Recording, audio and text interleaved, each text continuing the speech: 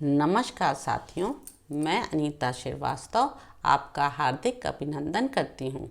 श्रीमद् वाल्मीकि रामायण में आज से हम अयोध्या कांड का पाठ आरंभ करेंगे। आज तक आपने बाल कांड में श्री राम के बाल चरित्र का आनंद उठाया। अब आप तत्कालीन समय की राजनीतिक, सामाजिक और पारिवारिक परिस्थितियों को समझने का प्रयास करेंगे अयोध्या कांड में। तो आइए आज का प्रसंग प्रारंभ करते हैं, जिसमें आज श्री राम के सद्गुणों का वर्णन, राजा दशरथ का श्री राम को युवराज बनाने का विचार तथा विभिन्न नरेशों और नगर एवं जनपद के लोगों को मंत्रणा के लिए अपने दरबार में बुलाना। भरत अपने मामा के यहाँ जाते समय काम आदि शत्रुओं को सदा के लिए नष्ट कर देने वाले निष्पाप शत्रुघ्न को भी प्रेमवश अपने साथ ले गए थे। वहाँ भाई सहित उनका बड़ा आदर सत्कार हुआ और वे वहाँ सुखपूर्वक रहने लगे। उनके मामा युधाजित, जो अश्वयुध के अधिपति थे, उन दोनों पर पुत्र से भी अधिक स्नेह रखते और बड़ा लाड़ प्यार करते थे। यद्यपि मामा के यहाँ उन दोनों वीर भाइयों को सभी इच्छाएं पूर्ण करके उन्हें पूर्णतः तृप्त किया जाता था, तथापि वहाँ रहते हुए भी उन्हें अपने वृद्ध पिता महाराज दशरथ की याद कभी नहीं भूलती थी। महातेजस्वी राजा दशरथ भी परदेश में गए हुए महेंद्र और वरुण के समान पराक्रमी अपने उन दोनों पुत्र भरत और शत्रुघ्न को सदा स्मरण किया करते थे।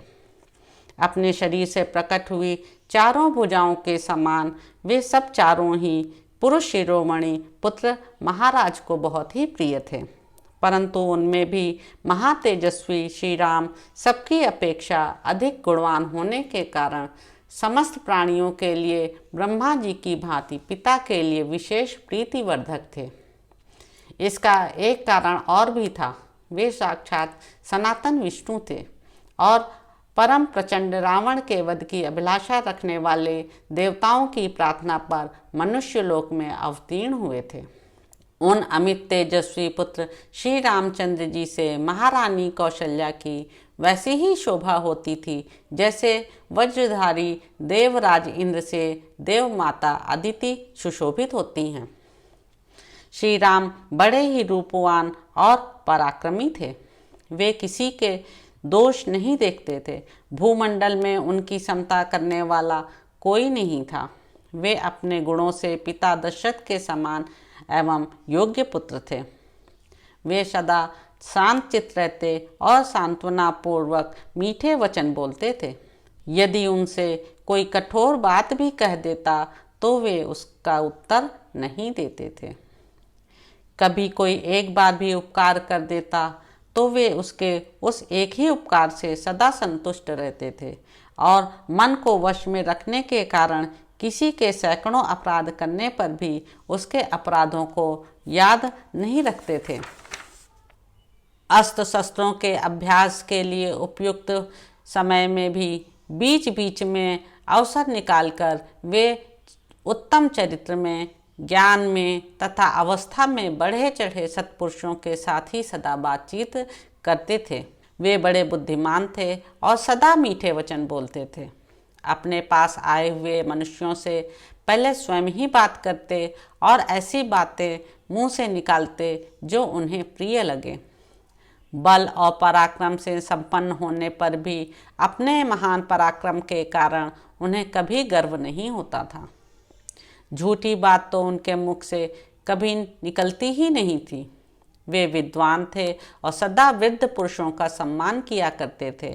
प्रजा का श्री राम के प्रति और श्री राम का प्रजा के प्रति बड़ा अनुराग था। वे परम दयालु, क्रोध को जीतने वाले और ब्राह्मणों के पुजारी थे। उनके मन में दीन दुखियों के प्रति बड़ी दया थी। वे धर्म के रहस्य को जानने वाले, इंद्रियों को सदा वश में रखने वाले और बाहर भीतर से परम पवित्र थे। अपने कुलोचित आचार, दया, उदारता और शरणागत रक्षा आदि में ही उनका मन लगता था। वे अपने क्षत्रिय धर्म को अधिक महत्व देते और मानते थे। वे उस क्षत्रिय धर्म के पालन से महान स्वर्ग की प्राप्ति मानते थे, अतः बड़ी प्रसन्नता के साथ उसमें संलग्न रहते थे। अमंगलकारी निषिद्ध कर्म में उनकी कभी प्रवृत्ति नहीं होती थी। शास्त्र विरुद्ध बातों को सुनने में उनकी रुचि नहीं थी। वे अपने न्याययुक्त पक्ष के समर्थन में बृहस्पति के समान एक से बढ़कर एक युक्तियां देते थे। उनका शरीर निरोग था और अवस्था तरुण। वे अच्छे वक्ता, सुंदर शरीर से सुशोभित तथा देश काल के तत्व को समझने वाले थे। उन्हें देखकर ऐसा जान पड़ता था कि विधाता ने संसार में समस्त पुरुषों के सार तत्व को समझने वाले साधु पुरुष के रूप में एकमात्र श्री राम को ही प्रकट किया है। राजकुमार श्री राम श्रेष्ठ गुणों से युक्त थे। वे अपने सद्गुणों के कारण प्रजाजनों को बाहर विचरने वाले प्राण की भांति प्रिय थे। भरत के बड़े भाई श्री राम संपूर्ण विद्याओं के व्रत में निष्णात और छहों अंगों सहित संपूर्ण वेदों के यथार्थ ज्ञाता थे। बाण विद्या में तो वे अपने पिता से भी बढ़कर थे।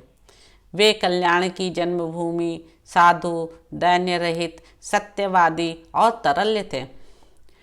धर्म और अर्थ के ज्ञाता वृद्ध ब्राह्मणों के द्वारा उन्हें उत्तम शिक्षा प्राप्त हुई थी। उन्हें धर्म, काम और अर्थ के तत्व का सम्यक ज्ञान था। वे स्मरण शक्ति से संपन्न और प्रतिभाशाली थे। वे लोक व्यवहार के संपादन में समर्थ और समयोचित धर्माचरण में कुशल थे। वे विनयशील, अपने आकार को छिपाने वाले, मंत्र को गुप्त रखने वाले और उत्तम सहायकों से संपन्न थे। उनका क्रोध अथवा हर्ष निष्फल नहीं होता था। वे वस्तुओं के त्याग और संग्रह के अवसर को भली भांति जानते थे। गुरुजनों के प्रति उनकी दृढ़ भक्ति थी। वे स्थित प्रज्ञ थे और असद वस्तुओं को कभी ग्रहण नहीं करते थे। उनके मुख से कभी दुर्वचन नहीं निकलता था। वे आलस्य रहित, प्रमाद शून्य तथा अपने और पराये मनुष्यों के दोषों को अच्छी प्रकार जानने वाले थे। वे शास्त्रों के ज्ञाता, उपकारियों के प्रति कृतज्ञ, पुरुषों के तारतम्य को अथवा दूसरे पुरुषों के मनोभावों को जानने में कुशल थे। यथा योग्य निग्रह और अनुग्रह करने में वे पूर्ण चतुर थे। उन्हें सत्पुरुषों के संग्रह और पालन तथा दुष्ट पुरुषों के निग्रह के अवसरों का ठीक ठीक ज्ञान था। धन की आय के उपायों को वे अच्छी तरह जानते थे तथा शास्त्र वर्णित व्यय कर्म का भी उन्हें ठीक ठाक ज्ञान था। उन्होंने सब प्रकार के अष्ट समूहों तथा संस्कृत, प्राकृत आदि भाषाओं से मिश्रित नाटक आदि के ज्ञान में निपुणता प्राप्त की थी। वे अर्थ और धर्म का संग्रह करते हुए तदनुकूल काम का सेवन करते थे और कभी आलस्य को पास नहीं भटकने देते थे। विहार के उपयोग में आने वाले संगीत, वाद्य और चित्रकारी आदि शिल्पों के भी वे विशेषज्ञ थे। अर्थों के विभाजन का भी उन्हें सम्यक ज्ञान था। वे हाथियों और घोड़ों पर चढ़ने और उन्हें भली भांति चालों की शिक्षा देने में भी निपुण थे। श्री रामचंद्र जी इस लोक में धनुर्वेद के सभी विद्वानों में श्रेष्ठ थे। अतिरथी वीर भी उनका विशेष सम्मान करते थे। शत्रुओं पर आक्रमण और प्रहार करने में विशेष कुशल थे। सेना संचालन की नीति में उन्होंने अधिक निपुणता प्राप्त की थी। संग्राम में कुपित होकर आए हुए समस्त देवता और असुर भी उनको परास्त नहीं कर सकते थे। उनमें दोष दृष्टि का सर्वथा अभाव था। वे क्रोध को जीत चुके थे। दर्प और ईर्ष्या का उनमें अत्यंत अभाव था। किसी भी प्राणी के मन में उनके प्रति अवहेलना का भाव नहीं था। वे काल के वश में होकर उसके पीछे पीछे चलने वाले नहीं थे। इस प्रकार उत्तम गुणों से युक्त होने के कारण राजकुमार श्री राम समस्त प्रजाओं और तीनों लोकों के प्राणियों के लिए आदरणीय थे। वे अपने क्षमा संबंधी गुणों के द्वारा पृथ्वी की समानता करते थे। बुद्धि में बृहस्पति और बल पराक्रम में शचीपति इंद्र के तुल्य थे। जैसे सूर्यदेव अपनी किरणों से प्रकाशित होते हैं, उसी प्रकार श्री रामचंद्र जी समस्त प्रजाओं को प्रिय लगने वाले तथा पिता की प्रीति बढ़ाने वाले सद्गुणों से सुशोभित होते थे।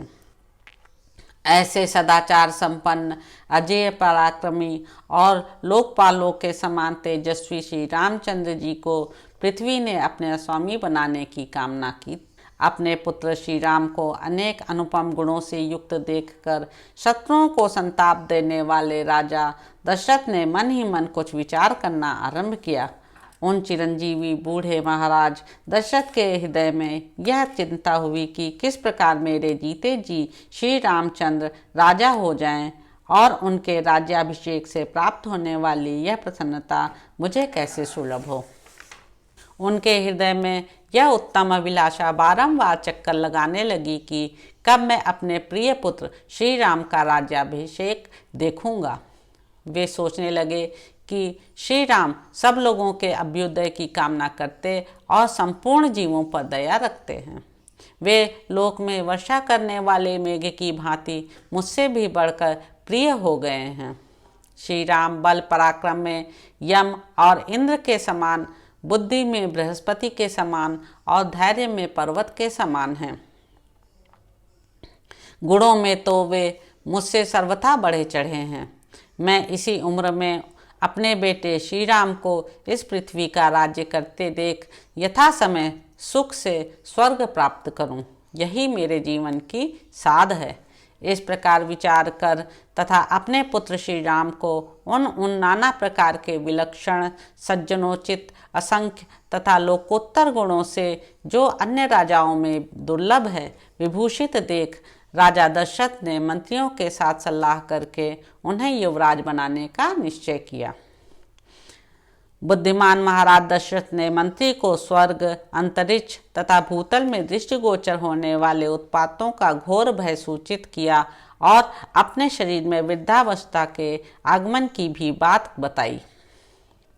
पूर्णचंद्र के समान मनोहर मुख वाले महात्मा श्री राम समस्त प्रजा के प्रिय थे। लोक में उनका सर्वप्रिय होना राजा के अपने आंतरिक शोक को दूर करने वाला था। इस बात को राजा ने अच्छी तरह समझा। तदंतर उपयुक्त समय आने पर धर्मात्मा राजा दशरथ ने अपने और प्रजा के कल्याण के लिए मंत्रियों को श्री राम के राज्याभिषेक के लिए शीघ्र तैयारी करने की आज्ञा दी। इस उतावली में उनके हृदय का प्रेम और प्रजा का अनुराग भी कारण था। उन भूपाल ने भिन्न भिन्न नगरों में निवास करने वाले प्रधान पुरुषों तथा अन्य जनपदों के सामंत राजाओं को भी मंत्रियों द्वारा अयोध्या में बुलवा लिया। उन सबको ठहरने के लिए घर देकर नाना प्रकार के आभूषणों द्वारा उनका यथा योग्य सत्कार किया। तत्पश्चात स्वयं भी अलंकृत होकर राजा दशरथ उन सबसे उसी प्रकार मिले जैसे प्रजापति ब्रह्मा प्रजा वर्ग से मिलते हैं। जल्दबाजी के कारण राजा दशरथ ने केकय नरेश को तथा मिथिलापति जनक को भी नहीं बुलवाया। उन्होंने सोचा वे दोनों संबंधी इस प्रिय समाचार को पीछे सुन लेंगे। तदंतर शत्रु नगरी को पीड़ित करने वाले राजा दशरथ जब दरबार में आ बैठे तब शेष सभी लोकप्रिय नरेशों ने राजसभा में प्रवेश किया। वे सभी नरेश राजा द्वारा दिए गए नाना प्रकार के सिंहासनों पर उन्हीं की ओर मुंह करके विनीत भाव से बैठे थे। राजा से सम्मानित होकर विनीत भाव से उन्हीं के आसपास बैठे हुए सामंत नरेशों तथा नगर और जनपदों के निवासी मनुष्यों से घिरे हुए महाराज दशरथ उस समय देवताओं के बीच में विराजमान सहस्त्र नेत्रधारी भगवान इंद्र के समान शोभा पा रहे थे। तो इस प्रकार साथियों, अयोध्या कांड में निहित प्रथम सर्ग यहाँ पर समाप्त होता है। आप अगले अंक में जानेंगे कि राजा दशरथ द्वारा श्री राम के राज्याभिषेक का प्रस्ताव तथा सभासदों द्वारा श्री राम के गुणों का वर्णन करते हुए उक्त प्रस्ताव का सहर्ष युक्ति युक्त समर्थन। आप मेरे चैनल संवाद विद अनीता को लाइक करें, शेयर करें, सब्सक्राइब करें। नमस्कार साथियों।